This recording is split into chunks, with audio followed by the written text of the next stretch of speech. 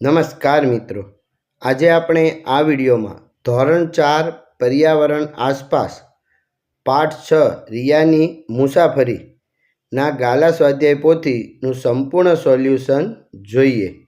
પહેલો પ્રશ્ન છે વિકલ્પોનો. એમાં પહેલો વિકલ્પ, રિયાના પિતાએ શેની ટિકિટનું બુકિંગ કરાવ્યું હતું? તો બ. રેલવે. બીજું, કચ્છ જિલ્લાના મુખ્ય મથકનું નામ? તો ક. ભુજ. ત્રીજું, રિયા જે ટ્રેનમાં મુસાફરી કરવાની હતી તેનું નામ? તો ડ. કચ્છ એક્સપ્રેસ. ચોથું, ટ્રેનમાં ટિકિટ તપાસવા માટે કોણ હોય છે? તો ક. Ticket checker. પાંચમું, મીઠું પકવે તેને શું કહે છે? તો ડ. અગરિયા. છઠ્ઠું, કયા પુલને કચ્છનું પ્રવેશદ્વાર કહેવાય? તો અ. સુરજબારી પુલને. સાતમો વિકલ્પ, અમદાવાદથી ટ્રેન ઉપડ્યા બાદ રિયા, હિમાક્ષ ને ફિયોનાએ કઈ રમત રમી? તો બ. સાપસીડીની રમત. બીજો પ્રશ્ન છે યોગ્ય શબ્દ વડે ખાલી જગ્યા પૂરો. તો પહેલી ખાલી જગ્યા, રિયાની મુસાફરી ગાંધીગ્રામ સ્ટેશનથી શરૂ થઈ. બીજું, સાપસીડીની રમત પાસા વડે રમવામાં આવે છે. ત્રીજું, રિયાની ટ્રેન ભુજ શહેરથી ગાંધીધામ આવી હતી. ચોથું, રિયાનું કુટુંબ ટ્રેનમાં મુસાફરી કરી વાપી જવાનું હતું. 5. ગાંધીધામ રેલવે સ્ટેશન પછી સામખિયાળી જંકશન આવ્યું. 6. અગરિયાઓ મીઠાના અગર બનાવી મીઠું પકવે. 7. સુરજબારી પુલને કચ્છનું પ્રવેશદ્વાર કહેવામાં આવે છે. 8. ફિયોના પાસેથી રિયાએ વાર્તાની ચોપડી લીધી. ત્રીજો પ્રશ્ન છે ખરા ખોટા. એમાં પહેલું, રિયા ટ્રેનમાં મુસાફરીમાં સુરત જવાની હતી. તો ખોટું. બીજું, જીયા મુસાફરીના 2 દિવસ અગાઉ બીમાર થઈ હતી. તો સાચું. ત્રીજું છે જીયાએ પ્રવાસની વિગત લખી લાવવા રિયાને કહ્યું. તો સાચું.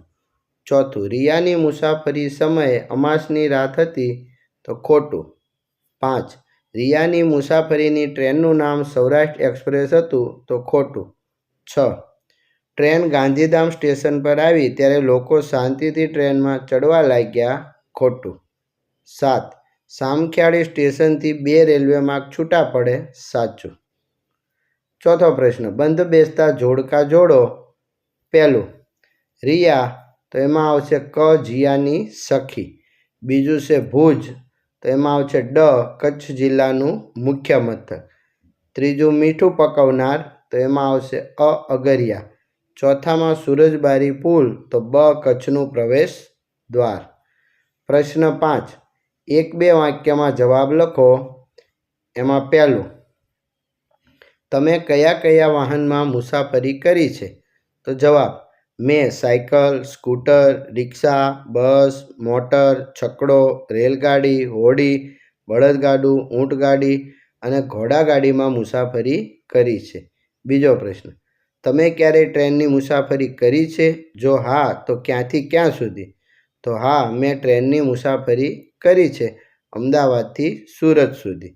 ત્રીજું, જીયાનું કુટુંબ ક્યાં ફરવા જવાનું હતું? તો જીયાનું કુટુંબ દમણ ફરવા જવાનું હતું. ચોથું, જીયાએ રિયાને પ્રવાસની મુસાફરીની યાદગીરી માટે શું કહ્યું? તો જીયાએ રિયાને પ્રવાસની મુસાફરીની યાદગીરી માટે પ્રવાસની તમામ વિગતો ડાયરીમાં લખવાનું, મોબાઈલમાં ફોટા પાડવાનું અને વિડીયો લેવાનું કહ્યું.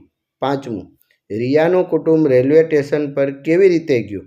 તો રિયાનું કુટુંબ રેલવે સ્ટેશન પર રિક્ષામાં બેસીને ગયું.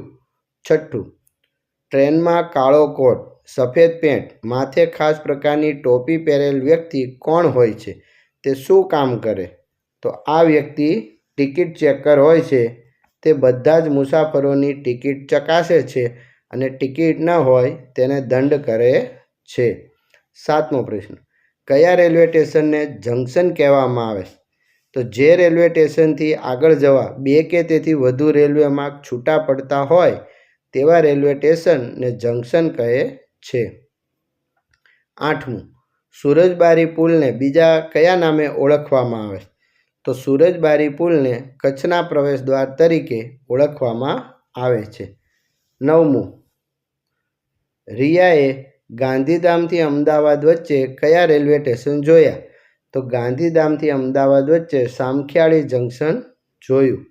10, સામખિયાળી જંકશનથી ક્યાં જતા 2 રેલમાર્ગ છૂટા પડે? તો સામખિયાળી જંકશનથી 2 રેલમાર્ગ છૂટા પડે. એક રેલમાર્ગ અમદાવાદ તરફ અને બીજો પાલનપુર તરફ જાય છે. 11મો પ્રશ્ન, કચ્છની નજીકમાં કોઈ દરિયો છે ખરો? જો હોય તો કહો. તો હા, કચ્છની નજીકમાં દરિયો છે, તેને કચ્છનો અખાત કહે છે. 6થો પ્રશ્ન, નીચેના પ્રશ્નોના ઉત્તર લખો. પહેલું, રિયાના પપ્પાએ ટ્રેનના ડબ્બામાં શાંતિથી ચઢવાનું કેમ કહ્યું હતું? તો જવાબ, ટ્રેન જ્યારે પ્લેટફોર્મ પર આવે ત્યારે ટ્રેનના ડબ્બાના દરવાજેથી લોકો ચડતા ઉતરતા ખૂબ જ ધક્કામુક્કી કરે છે. ટ્રેન આ સ્ટેશન પર 15થી 20 મિનિટ ઊભી રહેવાની હતી. તેથી રિયાના પપ્પાએ ધક્કામુક્કીમાં ન ચડતા શાંતિથી ચડવાનું કહ્યું હતું. બીજો પ્રશ્ન, તમે મુસાફરી વખતે ટિકિટ તપાસનારને કેવી રીતે ઓળખશો? તો દરેક ટ્રેનમાં મુસાફરોની ટિકિટ તપાસવા ટિકિટ ચેકર હોય છે. તેઓ કાળા રંગનો કોટ, સફેદ પેન્ટ, માથા પર ખાસ પ્રકારની ટોપી પહેરે છે. ડબ્બાના દરેક મુસાફર પાસેથી ટિકિટ માગીને તપાસે છે. ટિકિટ વગર મુસાફરી કરતા મુસાફરો પાસેથી દંડ વસૂલે છે. આમ તેમના ગણવેશ અને રેલવે તરફથી મળેલ બિલ્લા પરથી આપણે તેમને ઓળખી શકીએ. ત્રીજું, ટ્રેનમાં કઈ કઈ સગવડો હોય છે તે વિગતે લખો. તો ટ્રેનમાં ઘણી બધી સગવડ હોય. ટ્રેનમાં કોમન ડબ્બા અને એસી ડબ્બા હોય. કોમન ડબ્બામાં બેઠક વ્યવસ્થા, ટોયલેટ, પંખા, વોશ બેસિન અને શટરવાળી બારીઓ હોય. એસી કોચમાં સૂવાની વ્યવસ્થા, ઓઢવા પાથરવાની વ્યવસ્થા, ભોજન નાસ્તાની વ્યવસ્થા, એસીની વ્યવસ્થા, વાંચન માટે સામયિકો અને વસ્તુ મૂકવા માટેનું સ્ટેન્ડ અને દરેક ડબ્બે સગવડ પૂરી પાડવા એટેન્ડન્ટ પણ હોય છે. ચોથું,